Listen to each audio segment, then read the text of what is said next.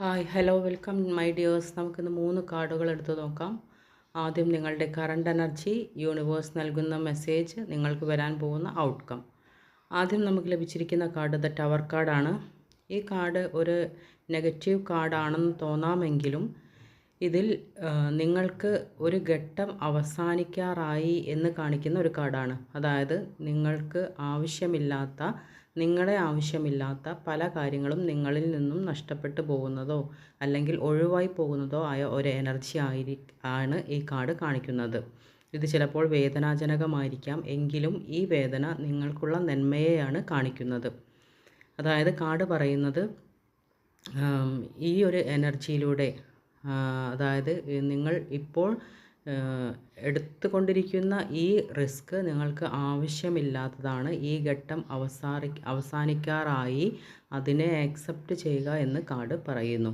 രണ്ടാമതായി യൂണിവേഴ്സ് നൽകുന്ന മെസ്സേജ് ലഭിച്ചിരിക്കുന്നത് 8 ഓഫ് പെൻഡക്കിൾസ് ആണ്.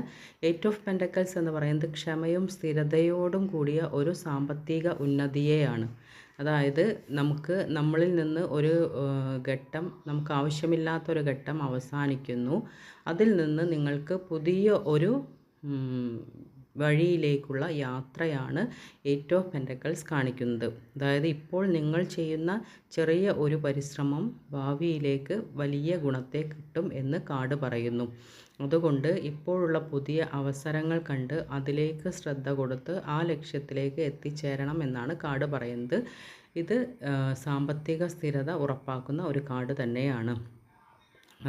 നിങ്ങൾക്കുള്ള ഔട്ട്കം ചോദിച്ചപ്പോൾ 6 ഓഫ് കപ്സ് ആണ് കിട്ടിയിരിക്കുന്നത്. 6 ഓഫ് കപ്സ് എന്ന് പറയുന്നത് സന്തോഷത്തിൻ്റെയും വിജയത്തിൻ്റെയും കാർഡാണ്.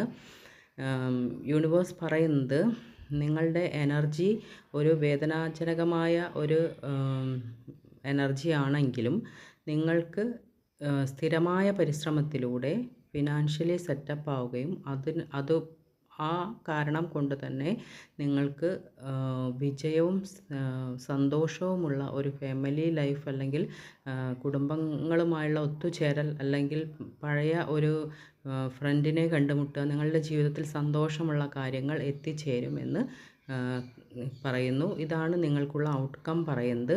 ഓവറോൾ നോക്കുമ്പോൾ ഇന്ന് കിട്ടിയിരിക്കുന്ന 3 കാർഡുകളും നമ്മളുടെ ഇപ്പോഴുള്ള മാനസികാവസ്ഥ മാറ്റി നിർത്തി ചെറിയ കാര്യങ്ങളാണെങ്കിൽ പോലും അതിൽ ശ്രദ്ധ നൽകി പരിശ്രമിച്ച് മുന്നോട്ട് പോയാൽ സാമ്പത്തികമായ നേട്ടമുണ്ടാവും. അതുപോലെ തന്നെ കുടുംബത്തിൽ സന്തോഷവും സമാധാനവും ഉണ്ടാകും എന്നും പറയുന്നു. ഇതെല്ലാവർക്കും റെസനേറ്റ് ആവണമെന്നില്ല. റെസനേറ്റ് ആവുന്നവർ ലൈക്ക് ചെയ്യുക, ഷെയർ ചെയ്യുക, കമൻറ്റ് ചെയ്യുക. Okay, thank you.